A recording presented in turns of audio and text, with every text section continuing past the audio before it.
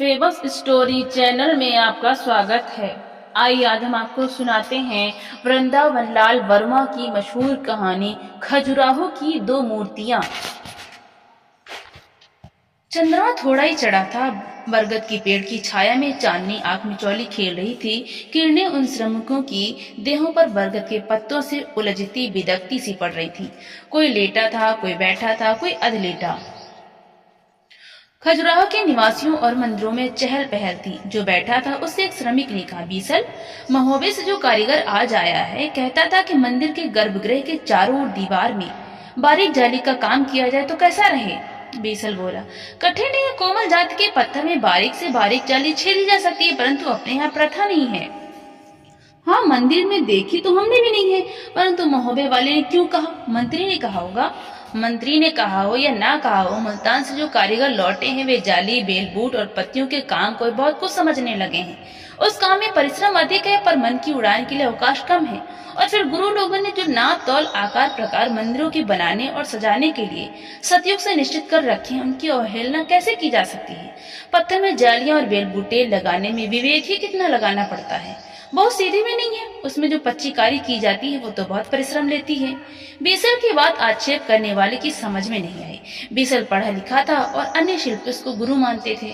गूढ़ बात को समझ न पाने पर हाँ मिलाने और स्थगित अवसर की ताक में लगे रहने की कुछ परंपरा सी थी। पर उस श्रमिक ने फिर नम्रता से पूछा, बीसल, आदर्श का मूत करना क्या? उत्तर मिला, अपने व आंखों के सामने नित्य आने वाले स्त्री पुरुषों की आकृति को पत्थर पर या पत्र पर नहीं उतारते। श्रद्धा, भक्ति, वासना, लालसा, मोह, विशालता के भावों को हृदय में मत कर फिर उनको लक्षणों के अनुसार सुंदरता की लचकों और लोचों में बिठलाते हैं। मेरा प्रयोजन इसी से था। पर गर्भगृह के चारों ओर जालीदार पत्थर लगा देने से तो गुरुओं की बतलाई की परिपाटी का बिगाड़ कहाँ होता है? निषेध तो सुना नहीं है, परंतु तुम हम सबसे बहुत अधिक पढ़े लिखे और जानकार हो, यदि हो तो बतलाओ। यह तो सोचो कि गर्भगृह में स्थित देवता को कुछ समय के लिए विश्राम भी मिलना चाहिए, या वह जाली में निरंतर देखता ही रहे। गर्भगृह के द्वार की पट खुलने और बंद होने का समय तय था। यह बात प्रश्न करने वाले को मालूम थी और तुरंत ध्यान में आ गई। उसने हामी भी भर दी, परंतु उसके भीतर किसी ने कहा, देवता तो सर्वदा और सर्वत्र सजग रहता है और मंदिर के भीतर तथा बाहर स्त्री पुरुष के नंगे व अश्लील प्रतिबिंब है। क्या देवता उनको न देखता होगा? और आगे सोचने का साहस उसमें न था। बीसल ने भी कुछ सोचा। परंपरा जन श्रद्धा और अंधभक्ति भी मन के भीतर की ठेस को पूरे प्रकार से न दबा सकी। ना तो शिल्पी की और कम से कम थोड़े से अंशों में न बीसल की। मंदिर बन चुका था। कालंजर से चंदेल नरेश गंड का मंत्री देखने के लिए आया। निरीक्षण के उपरांत उसने बीसल और उसके सहयोगी शिल्पियों और श्रमिकों की सराहना की, पुरस्कार बांटे। दूर दूर के नर नारी उत्सव देखने के लिए आई थी। अश्लील मूर्तियों को देखकर थोड़े भूतों ने नाक मुंह सिकोड़ी। उनके विचार ने सांत्वना दी। शिव जी को ठगने के लिए कामदेव ने जो जाल फैलाया था, उसकी प्रतिमाएं ही तो मूर्तियां हैं, और शिव जैसे अडिग, निश्चल और स्थिर रहे, उसके प्रतीक मंदिर के भीतर हैं। यह सांत्वना कहीं खुले रूप में, कहीं मन ही मन खजुराहो के उन मंदिरों के निकट आने वाले सभी जनों के भीतर उभार पा रही थी। वसंत पंचमी से लेकर चैत्र की अमावस्या तक यह उत्सव कम बढ़ रूप में चलता रहा। एक दिन बीसल के सहयोगी ने कहा, गुरु, बहुत से लोग कहते हैं कि यह संसार निस्सार है, केवल माया है, परंतु वाय भाग की इन मूर्तियों को देखकर, जिनको पत्थर से हम ही लोगों ने गढ़ा है, यह बात तो मन में नहीं रमती। लगता है जैसे वासना का खोली सब कुछ हो, जैसे इस प्रकार का जीवन ही सुखदायक हो। बीसल बोला, भाई, इन मूर्तियों की अश्लीलता मोहक नहीं है, इनका सुडौलापन ही आकर्षक है। माया अश्लील और विभत्स है। माया रचने वाला सुडौल है। सुडौल पने का स्मरण रखो और विभत्स को मन में न बसने दो, बस। माया को रचने वाला सुडौल समझा नहीं। इन मूर्तियों की अश्लीलता को मोह का रूप देने वाला उनका सुडौलपन ही है ना। अंग उपांग उनके बेडौल कर दो, फिर वे सब पैशाचिक और भयावनी हो जाएंगी। पुष्प धन्वा का काम मोहमय है, परंतु वो स्वयं सुंदर और स्वरूप है। बीसल के सहयोगी का मन नहीं भरा, परंतु किसी कुंठा ने उसकी जिज्ञासा का दमन कर दिया। फिर भी वो दूसरे रूप में प्रकट हुई। संसार में कितनी दुर्बलता है। अपनी आंखों के सामने कितने जर्जर और अस्थि पंजर वाले नर नारी नित्य आते जाते हैं। कितने वृद्ध और रोगग्रस्त। जीवन की निस्सारता का यही वास्तविक रूप नहीं? उसके अनंतर अवसान का, मृत्यु का? हाँ, मैं भी यही कहना चाहता था, परंतु समय तो बाल्य, मध्याह्न, अपराह्न, अस्त और रात्रि में बटा हुआ है। उसके एक ही अंग पर सबसे अधिक ध्यान क्यों लगाया जाए? काम वासना के भिन्न भिन्न दृश्य रूपों के साथ ही उनके बराबरी यदि जर्जर और अस्थि पंजर नारियों की कुछ मूर्तियां भी रखी जाएं तो कैसा रहे? लोग स्मरण रखेंगे किसी दिन यह अवस्था भी सुडौल देह की हो जाएगी। इसलिए बहुत पहले से ही उसका सामना करने के लिए जीवन को सुधरे हुए रूप में चलाया जाए। बीसल विचार करने लगा। कुछ क्षण बाद बोला, बनाऊंगा, बनाकर मंत्री महाशय के सामने रखूंगा। यदि उन्होंने मान लिया तो जैसा तुमने कहा है उसी भांति उनको रखवा दिया जाएगा। साथ साथ और बराबरी पर तो वे मूर्तियां न रह सकेंगी, परंतु उनके ठीक नीचे रख दी जाएंगी। लोग सहज उनको निरख सकेंगे। बीसल और उसके सहयोगी शिल्पी मनुष्य देह के सारे अंगों से परिचित थे, उसके निरे ढांचे से भी। उत्सव की समाप्ति के पहले ही उन लोगों ने बड़े श्रम और कौशल के साथ एक वृद्ध और वृद्धा की मूर्तियां बनाई। मूर्तियों के हड्डी पसलियों पर पत्थर में खाल उड़ाई, सिर पर गंज, आंखों में अभिव्यक्ति विहीनता, सब राई रत्ती स्पष्ट और सम्यक। बीसल और उसके सहयोगियों ने उन मूर्तियों को शिव मंदिर के बाह्य कक्ष में अश्लील मूर्तियों के नीचे जा रखा। जनता ने देखा और मंत्रियों ने भी। अस्थि पंजर की मूर्तियों के देखते ही मंत्री को एक धक्का सा लगा। अंत में इस देह का क्या होगा? अंत में इस देह का यह होगा, बार बार यह भाव मंत्री के मन में उठा।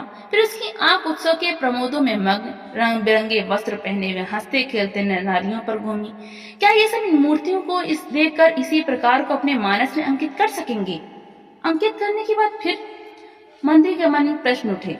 उसकी दृष्टि अश्लील मूर्तियों की ओर गई। ये प्रसून परिमल के उन्माद हैं, प्रमाद हैं और कदाचित प्रलाप ये भी अवहेलना, उपेक्षा और ग्लानि दे सकती हैं। संभव है विरक्ति भी। मंत्री ने सोचा, क्या दोनों को एक ही स्थान पर रहने दिया जाए? एक के प्रभाव का मर्दन दूसरी मूर्ति करेगी, अथवा दोनों प्रकार की मूर्तियां परस्पर सहयोग से एक ही परिणाम पर मानव को पहुंचाते रहने का क्रम स्थापित करेंगी विरक्ति पर? मंत्री का विवेक निर्णय न कर सका। उत्सव के उल्लास के साथ आंख मिचौली से खेलती हुई जनता के एक भाग ने भी उन मूर्तियों को नेत्रों से टटोला।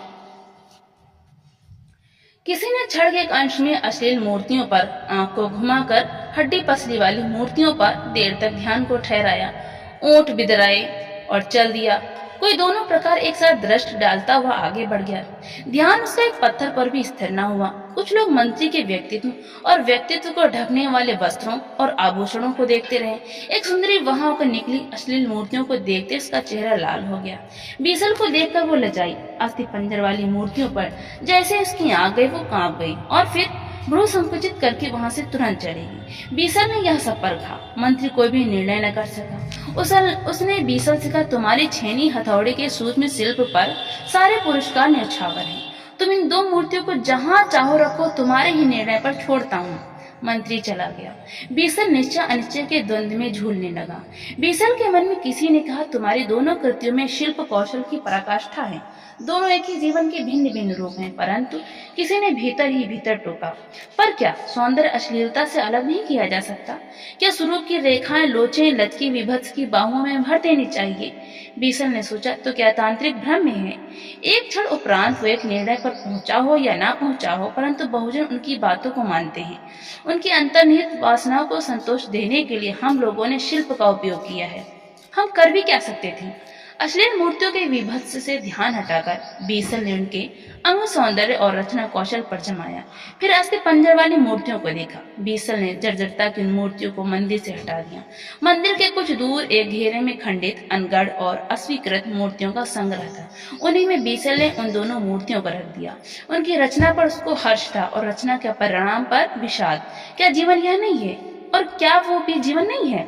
यदि जीवन का अंत इन हड्डी पसलियों में भी है और उसका विकास इन मूर्तियों में ही, तो फिर जीवन के किस अंग की मूर्तियां बनाया करूं? किसी ने बीसल के भीतर से उत्तर दिया, पसीना बहाते और हंसते खेलते हुए यदि भ्रम से अस्थि पंजर भी बनाओ तो चाहे तांत्रिक कुछ कहें और चाहे श्रमण श्रावक कुछ, तो बुरा भी क्या है? खजुराहो के मंदिर समूह के निकट हड्डी पसलियों और झुर्रीदार काल वाली वे दोनों मूर्तियां एक घेरे में रखी हुई हैं। खजुराहो के मेले में सम्मिलित होने वाले लोग इनको भी देख लें, परंतु क्या वे कुछ वैसा ही सोचते होंगे जैसा बीसल ने सोचा था? तो दोस्तों, आपको ये कहानी कैसी लगी? लाइक करें, ज्यादा से ज्यादा शेयर करें और कमेंट करके जरूर बताएं कि आपको ये कहानी कैसी लगी। तो हिंदी साहित्य की इसी तरह की कहानियां सुनने के लिए हमारे चैनल को सब्सक्राइब करना